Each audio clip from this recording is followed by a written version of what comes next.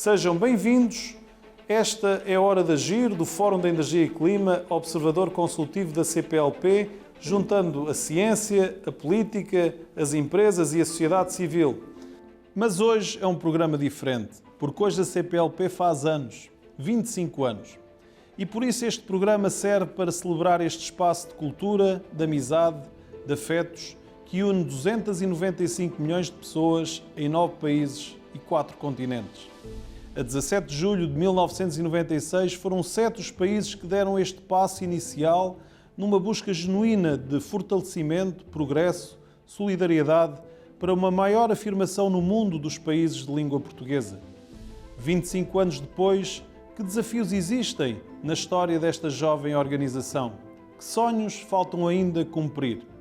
Hoje vamos descobrir ouvindo jovens da CPLP e conversando aqui a partir da sede da Comunidade de Países de Língua Portuguesa em Lisboa com o antigo presidente de Moçambique, Joaquim Chissano, e com o secretário executivo da CPLP, embaixador Francisco Ribeiro Teles. Senhor embaixador, obrigado por nos receber aqui hoje, mas antes de irmos à conversa, permita-me ir a Moçambique, à bela cidade de Maputo, enviando uma saudação muito especial ao presidente Joaquim Chissano. Senhor presidente, os principais objetivos que os chefes de Estado e Governo perspectivavam nesse momento inicial de há 25 anos, considera que foram cumpridos? Em 1996, eu creio que nós fizemos um lançamento de um pensamento, de um ideal. E foram surgindo realizações, muitos debates. Evidentemente que é para começar as realizações, mas não se pode pensar numa meta definitiva. É preciso melhorar em cada ano. Portanto, em cada ano vamos fazendo realizações e dizemos que, afinal, valeu a pena, porque alguma coisa se realizou. No princípio, não sabíamos como podiam operar esses estados tão dispersos pelo mundo fora. E também não havia a definição muito clara desses objetivos. Agora está mais à vista os objetivos. Por isso eu digo que houve progresso, houve muita coisa feita, mas o dia em que dissermos que já fizemos tudo, então para tudo e já não vale a pena ter uma organização. A organização é para fazer sempre melhor. Senhor embaixador, também esteve nesse momento inicial da CPLP. Quer nos contar como foi? Antes de mais nada, muito obrigado pelo convite.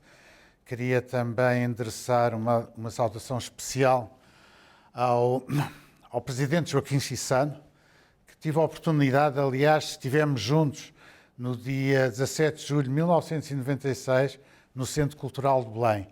O presidente Chissano, como chefe de Estado de Moçambique, Estado-membro fundador da CPLP, e eu como jovem diplomata no Ministério dos Negócios Estrangeiros de Portugal, de forma que recordo esse momento como um momento muito importante até para a minha própria vida enquanto diplomata, porque acabei por fazer, digamos, um percurso que me levou a vários Estados-membros da CPLP. Estive em Cabo Verde, estive em Angola, estive no Brasil, enquanto embaixador, de forma que estou muito ligado à CPLP desde praticamente o seu início. Termina agora em Luanda o seu mandato como secretário executivo da CPLP, um mandato mais longo devido a esta desgraça da Covid-19. Quer-nos fazer um balanço deste seu mandato? Eu penso que tive o privilégio ou a sorte de ter feito este meu mandato com a presidência cabo-verdiana, a presidência em exercício, que fez um excelente mandato. Nós vamos agora para a Cimeira de Luanda com a perspectiva de assinar um acordo de mobilidade que penso que vai ser um marco importante para um novo espaço de circulação nos Estados-membros da CPLP. Se a CPLP tem funcionado bem em determinados setores, e eu falo nomeadamente, já lá podemos ir depois, na promoção e difusão da língua portuguesa, na concertação político-diplomática, até na própria cooperação, é preciso criar um sentimento de pertença dos cidadãos dos Estados-membros em relação à CPLP. quando viajava para os Estados-membros da CPLP, uma das perguntas, às vezes ia fazer palestras a universidades ou a escolas, e vinha sempre a mesma pergunta: para que é que serve a CPLP? Portanto, a CPLP tem de ter uma implicação direta no dia-a-dia dos cidadãos. Como, por exemplo, para a Europa, o espaço Schengen e o programa Erasmus deram um sentimento de pertença à Europa. A CPLP necessita também de ter esse sentimento de pertença. Eu penso que este acordo de mobilidade, que será um acordo flexível, gradual, vai nesse sentido. Eu acho que é uma marca muito importante que se deixa, para além de outras. Sr. Presidente, esta realização referida pelo Sr. Embaixador, este acordo de mobilidade, pode ajudar a que mais facilmente nos encontremos? Olha, eu não sei como não estou dentro das discussões que há, eu fico sem saber por que até hoje ainda estamos a falar dessa questão, quando foi uma das primeiras que foi posta à mesa, né? Com a abolição de vistos, a maneira de controlar os vistos, etc. Era preciso tomar todas as cautelas, é verdade, mas penso que levou muito tempo. Ainda não resolvemos este problema. E para nos chamarmos uma comunidade, realmente é preciso que haja pelo menos esse símbolo da comunidade, que é liberdade de movimento, né? Na CEDEAO eles já têm um passaporte de CEDEAO, aqui na África Austral já, na SADC já se anda mais livremente com certo tipo de passaportes. Também está a levar tempo, né? Mas na CPLP começamos mais cedo a pensar nisso. E eu penso que era preciso encontrar formas de se avançar, mas, repito, com as cautelas que são necessárias, não apenas por ordens, mas um estudo muito célere, mais aprofundado. Senhor Embaixador, como é que os cidadãos vão percepcionar esta mobilidade entre os nossos países? Repare, não é fácil, porque primeiro que as decisões da CPLP são todas tomadas por consenso. Depois é uma organização única, como eu costumo dizer, uma organização única e insubstituível, porque nenhum Estado-membro faz fronteira com outro Estado-membro. Portanto, há uma descontinuidade geográfica enorme. Portanto, estamos presentes nos 4 continentes, com níveis de desenvolvimento económico bastante diferenciados, com ordenamentos jurídicos também bastante distanciados uns dos outros, de forma que é preciso encontrar aqui denominadores comuns entre os Estados-membros da CPLP. E isso representa negociações, representam muitas reuniões, representam, no fim de contas, ter a possibilidade de as instituições desses países, que não é apenas o Ministério dos Negócios Estrangeiros, mas essa questão da mobilidade passa pelo Ministério da Justiça, pelo Ministério da Administração Interna, portanto são negociações complexas, de forma que às vezes nós não podemos ir à velocidade que queremos, mas é a velocidade possível. E hoje aquilo que temos sobre a mesa, de facto, é um passo importante. E o que é que vai mudar realmente após este acordo da mobilidade? Que facilidades é que vão passar a existir? O acordo ainda não está, digamos, assinado, mas a ideia, de facto, é facilitar a circulação e começar por determinadas categorias de pessoas, nomeadamente aquelas que, no fim de contas, necessitam de maior circulação no espaço CPLP. É um acordo que terá uma aplicação gradual, que terá uma aplicação flexível e que é necessário, e é também o próximo grande desafio para a CPLP, é de facto implementar devidamente esse acordo. Senhor Embaixador, a presidência angolana, sobre este lema construir um futuro comum e sustentável, tem sido de uma grande ambição no reforço da cooperação económica, também no reforço do desenvolvimento mais sustentável, portanto a preocupação de em África também a presidência angolana e neste espaço da CPLP ser uma referência em termos de ação climática. Como é que encara estes desafios, principalmente este aprofundar da cooperação económica, que é uma ambição que em vários fóruns tem sido referida? Acho que é uma necessidade para a própria CPLP. A CPLP foi constituída há 25 anos, é uma organização, se pensarmos no tempo, é uma organização ainda jovem, são 25 anos, e que foi fundada, digamos assim, através de uma matriz identitária que une todos os países da CPLP, que é a língua portuguesa. Portanto, essa é a nossa matriz identitária, é o nosso primeiro pilar. Depois temos um segundo pilar, também está consagrado desde o início da CPLP, que é a concertação político-diplomática, a possibilidade de nos concertarmos nos diferentes fóruns internacionais para os mais variados temas e que, no fim de contas, também tem resultado bem, porque isso tem contribuído para eleições de cidadãos dos Estados-membros a altos cargos internacionais. Ainda recentemente, a eleição do engenheiro António Guterres, pelo menos eu falo na primeira eleição, foi decisiva, por exemplo, o facto de, na altura, Angola estar no Conselho de Segurança das Nações Unidas. E, portanto, a concertação político-diplomática também tem funcionado. A nível da cooperação, nós temos variedíssimas reuniões setoriais, portanto, abarcando áreas muito diferenciadas, que vão desde o ambiente à saúde, passando pelo turismo, enfim, pela justiça, enfim, temos uma série de áreas em que nos reunimos regularmente, trocamos impressões e muitas vezes estabelecemos diretivas comuns. Há uma área em que, de facto, cada vez mais existe a necessidade de uma presença da CPLP e fala-se da cooperação económica e empresarial. A ideia é, no fim de contas, criar as condições no espaço CPLP para que haja um maior reforço das ligações económicas, das relações comerciais e o maior contacto entre empresas e empresários das empresas dos Estados-membros da CPLP. Deixe-me agora ir a Maputo. Senhor Presidente, esta cooperação económica, a CPLP pode de facto ser este espaço mais próspero também para as empresas e para os empresários? É uma questão de maior empoderamento. É preciso maior empoderamento dos países para alavancar o seu potencial empresarial.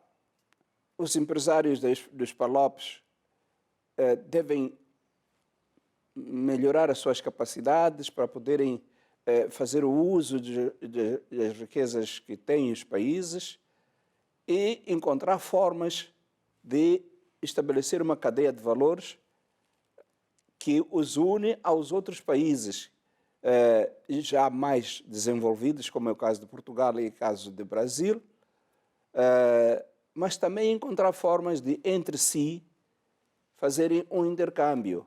O esforço de intercâmbio econômico entre os PALOPs ainda não é bastante, não é satisfatório. É preciso que haja um intercâmbio entre eles.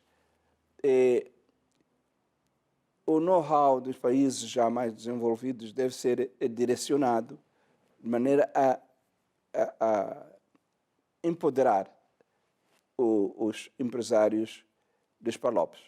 E considera que os PALOP poderão encontrar neste futuro da CPLP também uma plataforma de construção de projetos comuns para promoverem uma busca de financiamento no sistema multilateral? Esta pode ser também uma oportunidade para aprofundar a solidariedade com mais projetos em conjunto e com mais financiamento disponível aos nossos países? Eu creio que vale a pena debater-se na direção de procurar formas de criar um fundo CPLP. É preciso definir para que serviria tal fundo. Porque hoje há fundos que são criados para cada país, mas é preciso encontrar uma forma de se criar um fundo CPLP para a implementação deste tipo de projetos de CPLP, que é para potenciar a cooperação em si, porque a cooperação não pode ser ajuda de um lado para o outro. Tem que haver cooperação, mas para que haja melhor cooperação é preciso que estas forças empresariais que existem potencialmente em cada país sejam desenvolvidas. E para isso era preciso que houvesse um fundo. Senhor Embaixador, foram dados passos já neste sentido que estava aqui a ser referido pelo Presidente Chissano, de procurar mecanismos também para o financiamento? Eu penso que é uma área que ainda está por explorar na própria CPLP. Uma das questões que quis, durante o meu mandato, levar adiante era precisamente a possibilidade da CPLP, junto a organizações internacionais, poder vir a usufruir determinados fundos que neste momento lhes estão vedados. Por causa da pandemia não pude realizar as deslocações que desejaria, mas de qualquer forma uma das últimas que fiz foi à própria União Europeia. Acordámos neste momento num documento de trabalho que inclui várias áreas e, portanto, digamos que foi um pontapé de saída para uma relação mais estreita entre a CPLP e a União Europeia.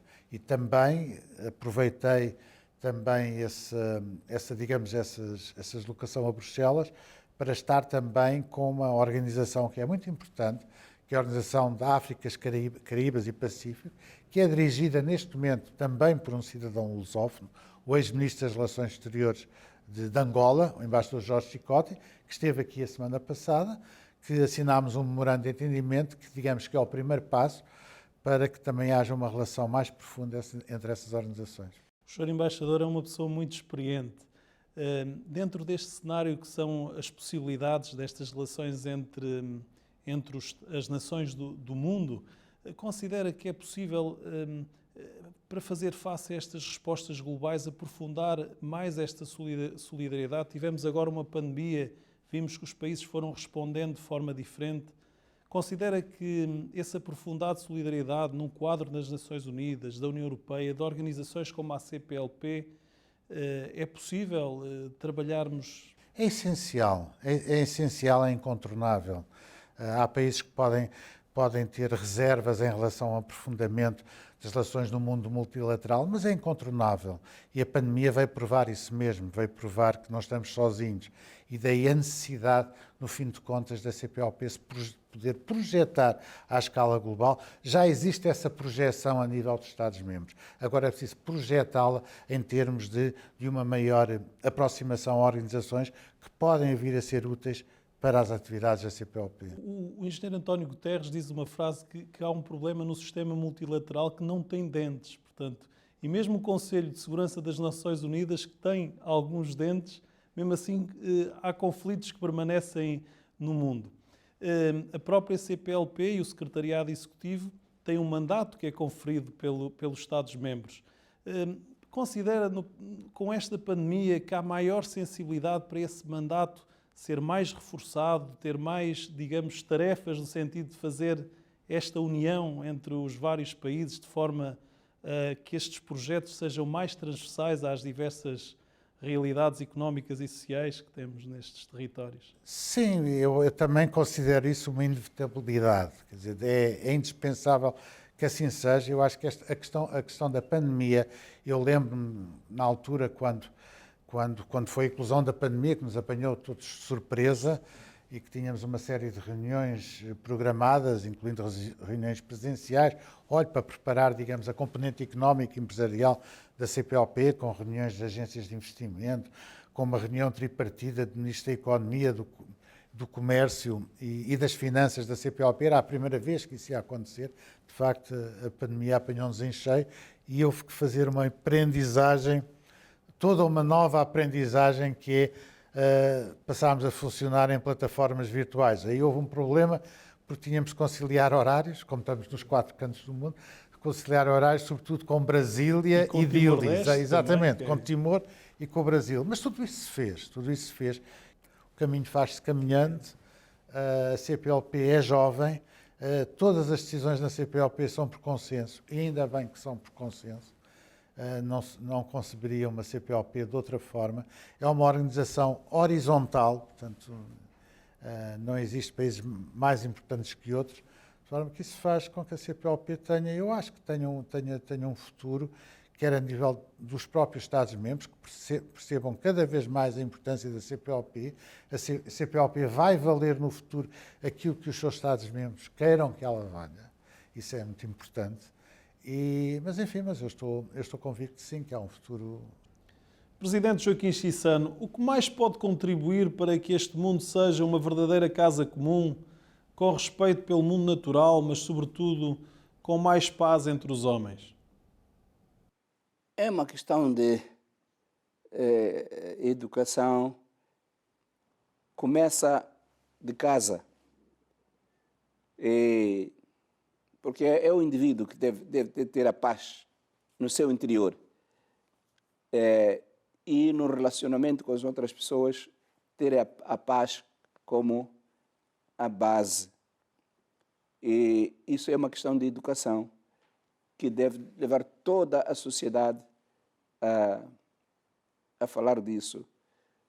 Eu costumo dizer que é preciso que a pessoa se sinta nua quando não tem a paz. Então precisa de se vestir sempre da paz. E o vestir-se é um ato que nós aprendemos desde criança. Temos que nos preparar para nos defendermos, mas que ensinamos as pessoas a lutar. É um dilema, porque às vezes a gente pensa que a pessoa tem que se preparar para se defender e assim vamos escalando e produzindo armamento, formando exércitos.